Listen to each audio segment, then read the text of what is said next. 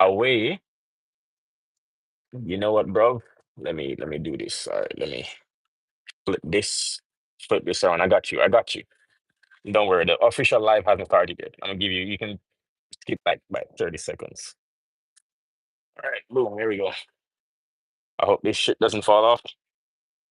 Don't worry if it does. It's only a $2,000 phone. It's okay. It will be okay. It will be all right. Don't worry about a thing. This is why I love carrying this thing everywhere because boom, we just created a tripod out of a hand railing. You see how that works? Boom. Ah, sick. All right, that only took us a minute to set up. I apologize to everybody who's watching this replay who had to skip past the first minute, but I wasn't ready when I hit live, so that's my fault. Anyway, artificial intimacy. I actually saw this as a headline recently. I'm not sure if you guys know this, but right now, people are replacing their entire dating life with robots. And this is not just men, women are doing this too. Here's an article I saw recently. I saw an article that said that as so here's what's going on, right? I think that hypergamy is very real, right? And all of the stats show this. And what that is that generally, women want men who are earning as equivalent or more than them. And as women earn more, less and less men fit that category. So then there are less men who meet the criteria, at least not just relationships, but getting married, etc., long-term relationships, right? Most women want that. That's what the stats say, which means that if there are less and less men to date, women are also going to turn to, well, anything that can fill that void. And what would that be? Technology. The flip of that, obviously, we know that men already turn to technology pretty heavily, right? Look at what's happening in Japan right now, and also China. China had a one world policy, one child policy. And so then what you have now is that entire generation of men, you have like a zillion men and then two women because it's an entire generation of just men. So now what's going on with all these men? They're doing the exact same thing. Is that they're not enough partners, and the logical solution is to go to anything. Of course, you go to a robot, artificial intelligence. But think about how far this is actually going, right? Because artificial intelligence is now getting to the point where it will obviously fulfill your sexual desires, but it's also getting to know your emotional desires. Crazy. Think about this. You can have a robot that compliments you, asks you how was your day, doesn't argue, you see what I'm saying? Makes your favorite meal. Just imagine you come home, male or female, your food is ready. It's talking about how you look good today, your makeup is on point, you see what I'm saying? You're hitting the gym, gives you compliments after compliment. Just imagine having an AirPod in your ear all day, telling you all these sweet, nice things. Male or female, that's kind of hard to compete with. You see what I'm saying? And so I don't know. I feel like this actually might affect more people than we think it will, because I don't feel like the world is ready for that, right? And I don't think that most people are actually ready to compete with a robot that's working 24/7 to learn and understand your partner better than you do. Just imagine, for example, how many men forget their partner's anniversary or their birthday or some food allergy for their kid. And AI would never do that. How are men going to compete with that? Conversely, um, what I can only talk to the man, right? But most men will not be able to keep up and compete with what AI can do. Oh, by the way, check out this view. Exactly, this is a nice view. Respect from England. I appreciate that. Appreciate that checking in from England. You like my view? If you can guess which country I'm in,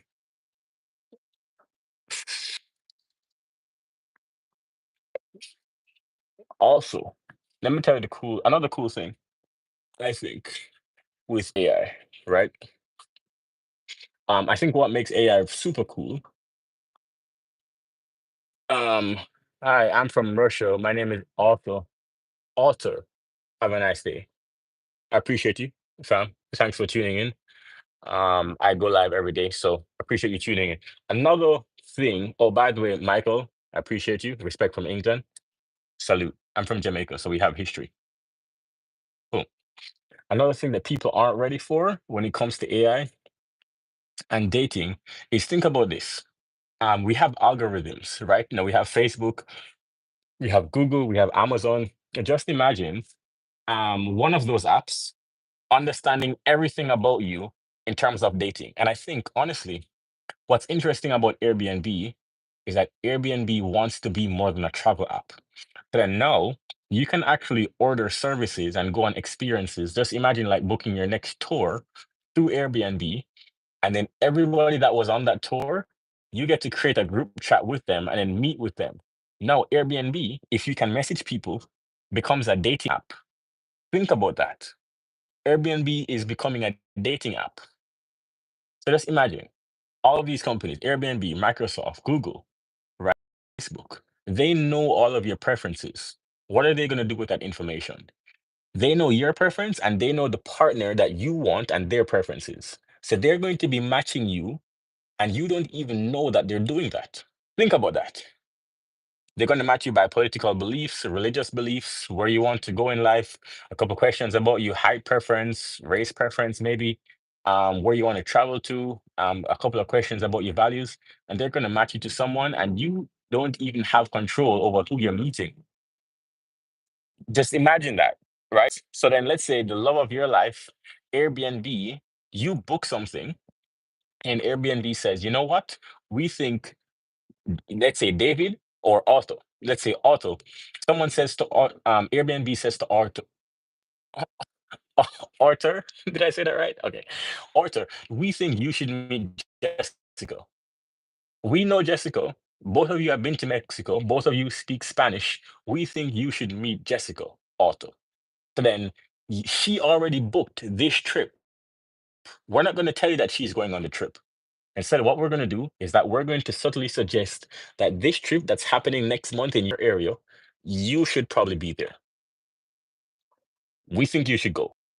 And then what we're going to do is that we're going to form a group chat with all of you, and then we can hope for the best. Now, if they do that a million times, Airbnb is probably going to turn into eHarmony of the future because no, that's eHarmony in real life. You're already doing and going to somewhere and experiencing something that puts you in the path of someone that's doing your lifestyle anyway. That's crazy. That's how I feel like artificial intelligence and artificial intimacy is going to go. It's going to be actually next level. And phew, think about this, man. Here's the next thing, right? Just imagine if one day we come up and you have something like Meta. Instead of just opening your phone and unlocking your phone, just imagine every time you log into your Instagram, you're getting a new compliment, a new verse of the day, a new poem, some type of thing that's filling that emotional void. Just imagine, for example, ChatGPT acting as a quote unquote therapist to you. A lot of people are using it for that. I even saw recently that someone was using AI to look at x-rays. Now, obviously, this isn't perfect, and a trained professional is probably going to be better than AI anyway, but not for long, because with enough training, you're going to have computers that can recognize so many forms of diseases by just looking at an x-ray. Picture that. Just an x-ray, a computer x-ray, and it can tell you exactly what's wrong with this person. Just imagine having to go to medical school for 10, 15 years, and now a computer can do that in 5 minutes or less. Imagine how that's going to change things. Man, artificial intelligence is getting scary. So that's taking over coders. Now, coding, the language for coding is now English.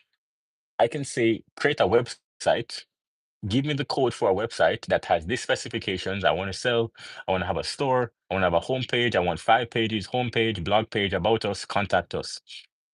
And I can set that up, and AI can give me the entire code and it can generate it in less than 2 minutes. The entire code.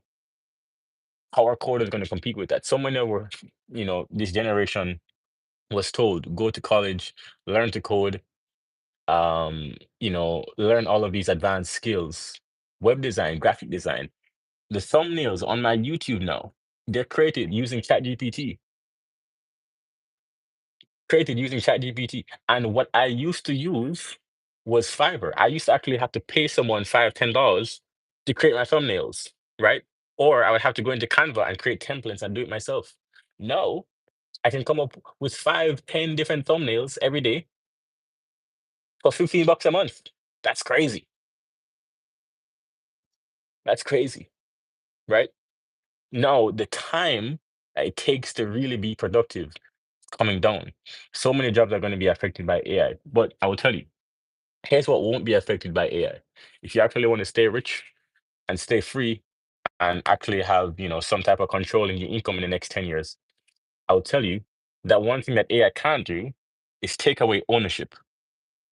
The people who own businesses, the people who own systems won't be going anywhere. Think about businesses that can't be taken over by AI. Laundromats. Everybody will always need to go to laundromat. If you own the laundromat, then all you're going to do is put in robots and replace all of the people that work there. But you still own the laundromat. If you own the vending machines, all that's going to happen is that it's going to move from cash to credit cards to Bitcoin, maybe. But if you own the vending machines, it's still going to be your money. I'm giving you game here so that you can see if you own, you're actually going to be in a better position than if you just have a job. Because most jobs, I'm telling you, AI is coming for them. This is very real. Think about this, a job that disappeared in the last 20 years. 20 years, we used to hire somebody to do a helicopter ride, and we used to hire a cameraman. So for events like Super Bowl, right? There used to be maybe 5, 10 helicopters flying above Super Bowl, and there used to be a cameraman that shot everything. Think about this. Now, when was the last time you saw a cameraman with an open door swinging around with a camera? Nobody's up there. It's just drones. And now we have 50 drones because helicopters are big, they're expensive. But you can find a drone for less than $10,000, which is cheap in comparison to a helicopter, which is maybe $1 million or $500,000. You see what I'm saying? So then now you have an entire crew being replaced by one drone, one man on the ground. No one's up there. So now you have maybe 40, 50 drones, different shots, even inside of the arena, different shots. Shots that wasn't possible, that were not possible 20 years ago. That's where AI is going.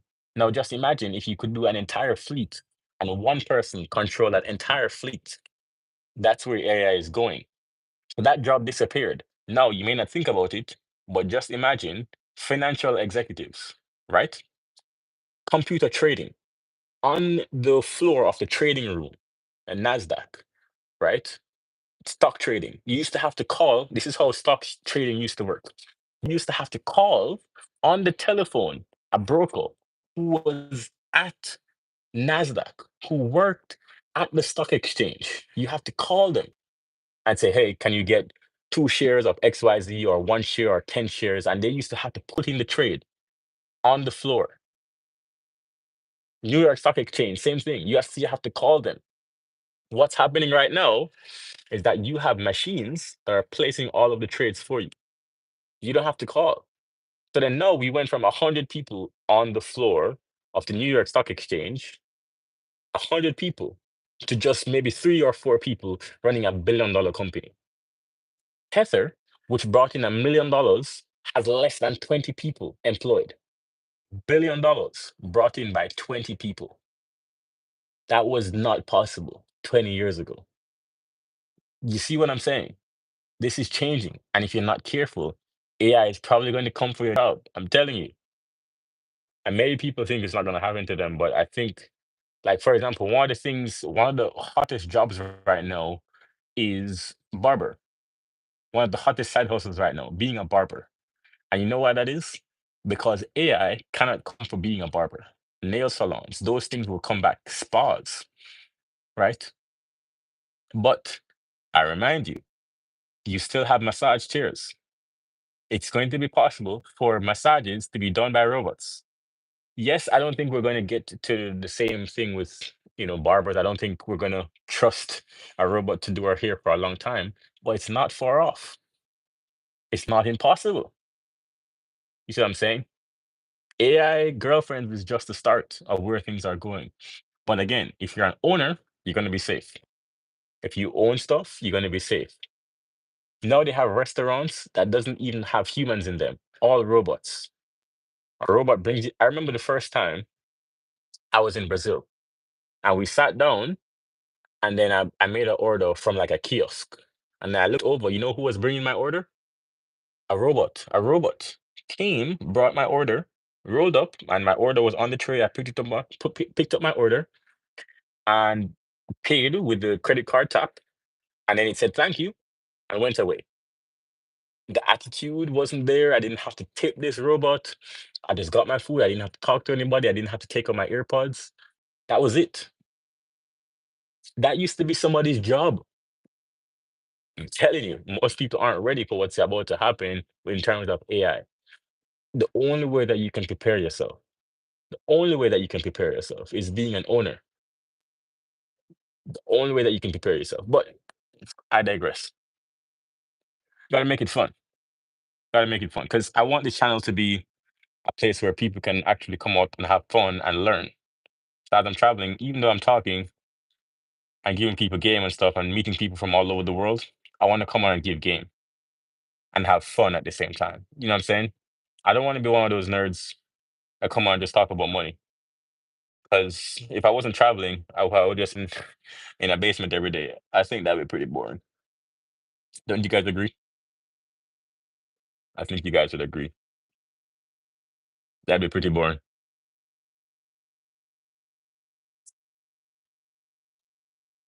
Yeah, later I'm going to be playing football. That's going to be fun. I'm pretty active. What else do I do? What else am I doing this week? Sorting out business problems. We closed a new real estate deal this month, so that was pretty fun. And I may go partying this week. Yeah, man. Suriname is, oh, yo, I was kicked out my house. Yo, that's a crazy ass story, man. All right, so I have an Airbnb in Suriname, right? And I've had this Airbnb since January. And I've been just renewing every month. So I told him, obviously, when I first came, I'd be there for at least 3 months. So I said, just reserve the place for me for 3 months. And I said, after that, all right, I'm just going to keep doing it every month until I leave, which will probably be around July. That's what I said. June, July. So then this month now, I was like, all right, I'm going to renew the 25th.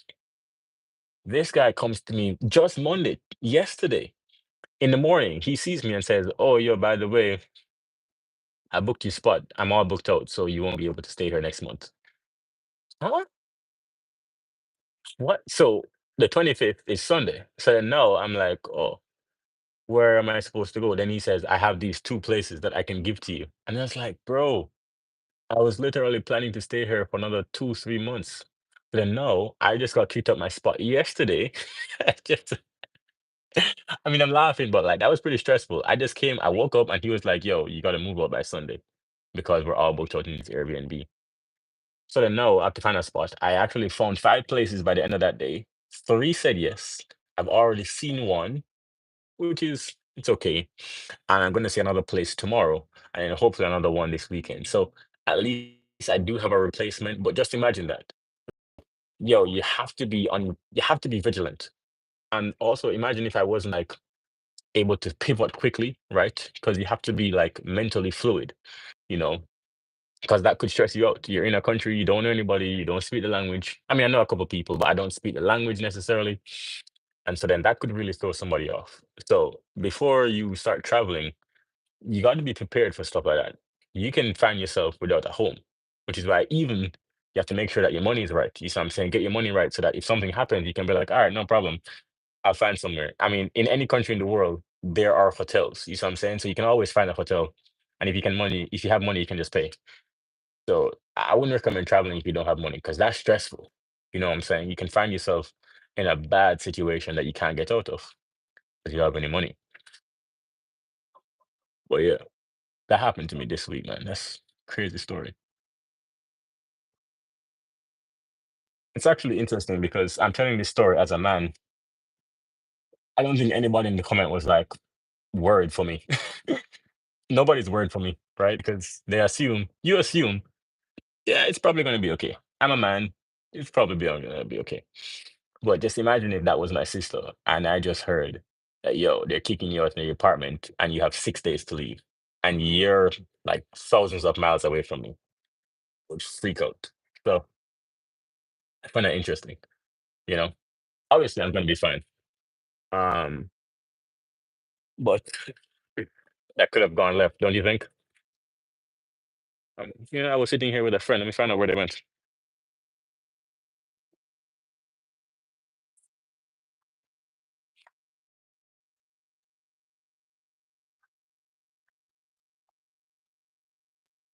Hey, I'm still alive. I just want to find out where you went. Okay. And here is nice and cool. Outside is hot. Bro.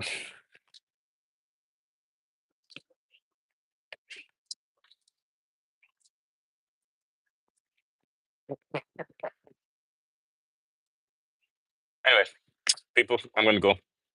This is where my view is for today. So I'm gonna step out. I've been live for 20 minutes. This is a good live. But I'm gonna keep it real and catch you guys another day. Oh, look at who it is. All right, well,